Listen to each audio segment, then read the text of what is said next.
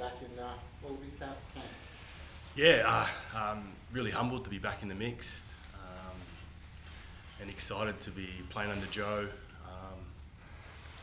And the coaching staff. It's a pretty well experienced coaching staff, and just super excited to be amongst the guys again, and really excited for the opportunity ahead. And it's been a while now, but ready to rip in. Were you shocked to get the call? Not so much a shock. Kind of been pondering it for a while now. Having the year off kind of allowed me to get myself ready physically, mentally, spiritually, and watching the guys, especially at the World Cup. A lot of emotions there, and it kind of kept the fire in the belly going. And obviously got the opportunity to play some rugby this year, and especially at the Force, and got the opportunity. So it's just really, I'm really glad to be back, and just keen to add my influence on the group, and especially with the young crew who have a lot of enthusiasm, and they're just eager to learn, and so really excited about that, and adding my bit, and hoping pushing towards winning games later on in the year. What sort of role do you see yourself playing? Look, I think individually I'll be pushing myself to be able to be ready for any position or whatever opportunity that comes. But then just having that kind of soundboard for a lot of the young playmakers in the group, or anyone in the group. I guess being that older guy in the group now, you kind of sharing those experiences, which is really important in driving the team in the right direction, helping the coaching staff with the direction there, and just kind of holding everyone up to keeping the standards on the field high, and really pushing each other to get better. Okay, there was a guys we spoke to yesterday. They were waiting by the computer, hoping the email was going to drop. For you, you've got 2 kids now. So, did you have time to even think about when the email was going to land? Yeah, I was actually out at the park with my little fella, so he's keeping me busy. It's always an anxious wait to see if you're selected or not. Been around for this long, I don't know where you were, Slips. Actually, you might have been driving up on the highway, I think. No, I was trying. Oh, you were trying.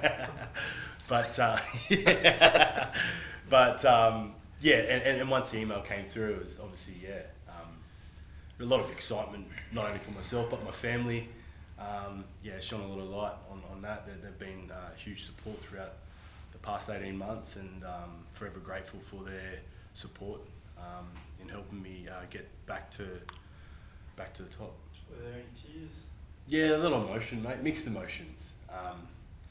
But now I've got one foot in the door. There's a lot of things I still want to achieve in the game, and that's first being a good teammate, and pushing the group to back to the top, where we deserve to be. And I know there's a lot of hard work to be done. So first things first is making sure that we're putting our best forward at training. In your darkest kind of days, did you think that you'd ever get this opportunity again to be in a Wallabies environment? Yeah, I'd always back myself, although you'd think at the time it's a long shot, but a lot of self-belief and a lot of training on my own, just allowed me to kind of put myself in the best spot, mentally and physically, and having the right people around me as well really helped. And here we are now. You basically just played fullback for the Force. Back in the past, you played a lot of 10 and 12. Do you still see yourself being able to potentially do that? And guys like Willie LaRue, who you used to play with, do they serve as inspiration as well, going that guys that are 34, 35 can still play and still cut it at international rugby? Yeah, absolutely. If the fire wasn't in the belly, I don't think I'd be sitting here. So if I didn't think I could add anything, it'd be a different story. But having time away, and having I guess having that experience under my belt allows me to come back and put my best foot forward for the group. And you know, I had to prove that at Super Rugby level at the Force this year, and I really enjoyed my time over there working with those guys, and hopefully I can do the same thing here at this level. During last year's World Cup, were you just watching at home? Yeah, watching at home. Yeah, heartbreaking stuff. It's and I think that's also a big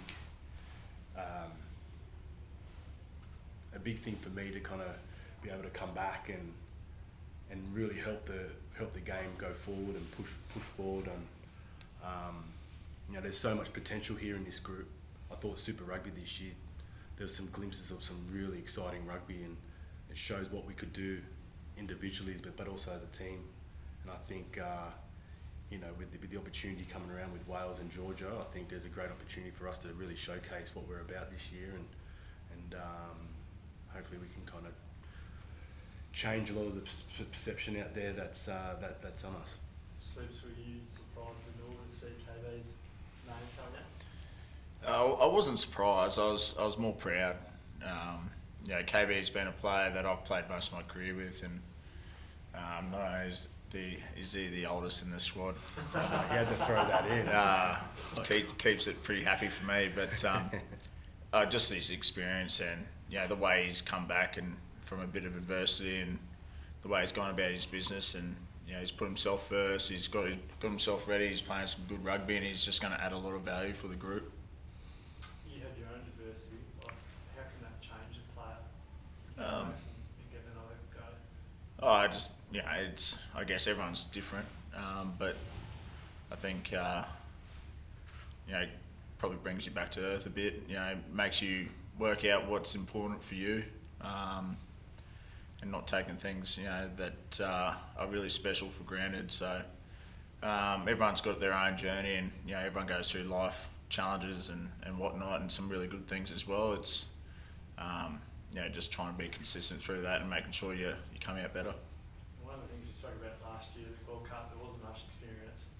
And KB had 95 caps. Like, what are some of the things that you can already see in terms of having someone like a Kurtley in the group, what he does on and off the field? Well, the first thing's his voice. You know, you walk into the room and KB's voice is probably the one you're going to hear the most. I wouldn't say he's the loudest, but he talks with a lot of ownership about what he's talking about. So, you know, for any young player looking up and seeing someone like Kurtley in the room, they're going to listen to him. So we've only been together for a day, but I can see moving forward that someone like Kurtley in this group will flourish. Well, how's your calf going? The calf's going well. I ran pretty well end of last week, so no, it was disappointing not to play for the Brumbies in that semi-final, but at the end of the day, it was probably the right call not to play. But I'm confident it's at a point now where I can push it. The opportunity to get another crack at Wales, like, where does that Beale and Leon, where does that kind of sit in terms of memories and ones that you want to get past, and then be able to kind of come out and then, you know, beat them the time after you play them? Yeah, look, you know, this group's made a point that we're going to look forward, but, you know, having an understanding of what's happened in the past as well. So, you know, last year was disappointing. Everyone knows that. The whole country knew that. So we, you know, the Welsh have obviously had a tough Six Nations as well. So they're a team that's been pretty consistent with their team selections. And yes, they got the wood over us big time last year, and we're expecting a pretty physical game coming down here to Australia. So it's, you know, we don't want to look too far back. You know, we've got a new coaching staff. There's quite a few new players in the squad, so a lot of players weren't actually there. But yeah, it's a disappointing result from last year, and one we want to fix. The coaching structure on the whole, like, last year was here, there and everywhere. Like, do you get more confidence immediately knowing the guys, the pedigree and that coaching staff now? I think as a playing group, like, we've got full confidence in the staff that have been put together. I think Joe's done a great job in bringing individual staff, you know, whether they're from Australia or New Zealand or across the world. But as a playing group, we're really confident. We can't wait to work with them. What have you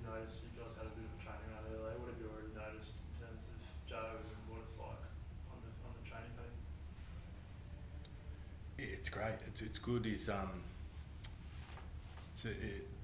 The way he kind of talks about certain aspects of the game, especially around the attacking ruck. I mean, it's simple, but kind of emphasises the importance of that work in allowing us to play how we want to play. So, yeah, it's the first thing we kind of got stuck into, but it's pretty honest, tells you how it is, and I think a lot of guys were able to kind of pick up on that and move forward. James, it's been the first time a lot of the younger players have been introduced to someone like Lord coming into the mix. What does he add as a reintroduced member of the squad, especially for the younger forwards? Oh, experience, a loud voice. He gives you very clear instructions of what he wants. You know, he's a coach who's coached across the world. He's been around, God knows how many years, but he's a very relatable coach. So a lot of the players really enjoy being coached by Lord, and you know what you're going to get from him, and that's probably the best thing for a player is to know what you're going to get, and he will give you that in spades. A lot of detail through this week. It's a pretty short turnaround. How does it look through this next training block? Yeah, well, we've only got 4 days. It's really not that long. The runway into the first game is minimal, so we've got 5 teams coming into one team. We've got to make that happen pretty quickly, and on top of that, we've got new staff, new players, so there's a lot of work to do, and we've started on that as well. So I guess as a playing group, we know what's in front of us. It's been laid out. There's a lot of work, a lot of detail to get across, but we're confident that we'll be in a position come next weekend that we'll be ready. And leadership, a big part of that short turnaround and directing the team as well. Has there been discussion about the leadership group and your role in it? No, not necessarily. It's as I said, we've only got together last night, so I'm sure Joe will probably have a look at the squad and over the next week and into next week and come up with his own ideas around the leadership. But there's a young squad brought together, and there's a couple of experienced guys in there. We're going to need a mix of both. And Dave got he used to get the guitar out, he used to get the cattle prod out. What's Joe Schmidt doing? What's he doing on a first night of introduction? Like, what does that even involve? First night most of it was just going around and getting to know everyone. There's a lot of players in there that haven't met each other, staff included. I think just setting the expectation was what we spoke about, what kind of where we're perceived at and where we want to be perceived at and how we're going to make that happen. So that's pretty much what we spoke about last night for a start. Guys online, is there anything you'd like to cover off? Yeah, I've got a question. Is that all right, Marty? Or Yeah, do you want, anyone else can go before me if you want? There you go, Johnny. Kurtley, how are you? First question from me is, obviously you went really well at the Force this season. Is there any news really on where you want to be next year? Obviously the season's over and you're back in the Wallabies. Are you looking to stay at the Force, or you're keeping your options open? Yeah, I really enjoyed my time at the Force, and I think I've mentioned, a big carrot would be a part of another crack at the British and Irish Lions tour. So, and if that's got to be at the Force and then work my way through there, then yeah, that'll be great. But we're still in negotiations at the moment. Yeah, and the second question from me is, it's been a while, 2021 I think the last cap was actually against Wales. Can you just tell us, you're back in the polo shirt, we can tell how happy you are to be there. What does it mean to pull on that national jumper for you yourself? When you're kind of sitting out on the sidelines for a long stint, you certainly learn to appreciate what you have and how special the Wallaby jerseys is. Representing your country in front of your family and friends at the top level is the ultimate. It's the pinnacle of the game, and it's just an absolute honour. And whilst you can still do it, and you feel like you can still do it, that's that's always the motivation, is to prove yourself against the best in your country, but then also internationally. And it's very special to be able to represent your country, and I'm really excited to be back in the mix again. You only got 5 caps before, I think 5, if my maths is right, before you get to 100 alongside the British and Irish Lions. Is that a massive goal for you to try and become that player? Absolutely. It's a huge milestone within the game, and you kind of almost dedicate the game coming straight from school. It's been a part of my life like forever now. So these are little things that are huge motivators for me. It allows me to have that real purpose, and it allows me to get up and go to training every day with a real strong purpose and an intent to be able to go out there and go for gold. So I'm really enjoying that challenge as well. It's not going to be given to me, and I understand that, but I think that's the exciting bit, being able to kind of test yourself against some of the best up and coming players in the country, some established players now, and that's the real excitement for me. Last question, boys, if that's all right. Kurtley, obviously you talked about your year off, and I'm sure there were, you always have that self-belief in yourself and a player to come back, and those lonely training sessions coming back for Randwick, whatever. Are you looking at the jersey now with a different set of eyes from the guy who was a regular picked, you were an automatic selection for a number of years? You're obviously like Slips, you're at, a different stage of your career. Are you really just inhaling every moment in terms of being in the camp and getting to just enjoy every moment in the national side? Yeah, I certainly am, definitely.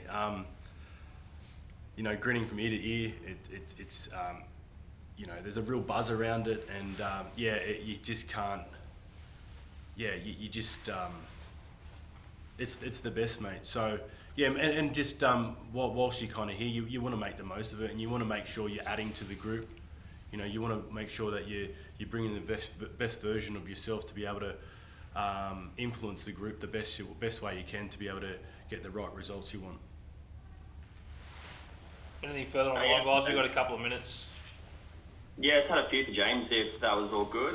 Mate, just wanted to pick your brain about Alex Hodgman's inclusion in the squad, and just having a forward who's come through the New Zealand pathways, played for the All Blacks, and just grown up with a very different education of forward play at this sort of level. What sort of benefits or incentives you see as having that around the group?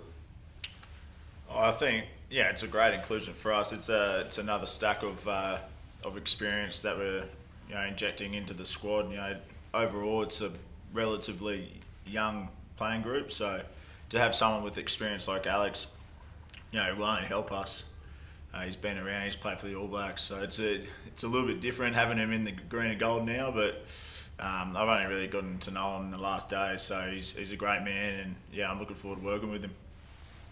And I know you've been down south for a while now, but just as a good Queensland boy, there's about half the forwards selected or coming out of the Reds program here. So I guess just watching from afar, what have you sort of seen in the Reds style of forward play that's led to this representation? And can that cohesion translate over to the international game, or is there a bit more to it than that? Oh, well, it depends on who's selected, really. Like, there's other players in the group as well, not just the Reds boys in that forward pack. So depending on who's picked, cohesion will come into that. But from watching, I was really impressed with the Reds this year. I thought their forward work was really slick, and they really worked hard. Their breakdown set piece, so rightly so, they've been rewarded pretty heavily in the Wallaby squad. So it's been great to watch. Certain players really stood out for me. And this last one for me, just we chatted about Kurtley's cap milestone there. I guess you've got one of your own insights. You're on track to be our most capped Wallaby. You've been around the game for a while now. How much longer do you have at this level, do you think? Like, are you more of a day-to-day sort of person, or have you really circled off that Lions tour as a good opportunity for you? Oh yeah, there might have been a circle on the calendar. but you just never know. It's kind of like what Kurtley said. You just don't know when your last game's going to happen. So yeah, like talking about how special it is. That's what's special about it. You don't know. You don't know. I'm not guaranteed to play next week. I'm not guaranteed to play another game. So you get given an opportunity. To hit a milestone, it is great. And when you get there, that's when I'll probably think more about it. But just like Kurtley said, you still got to get there. So I'll take it week by week. I'll always put my best into the jersey. So we'll see what happens.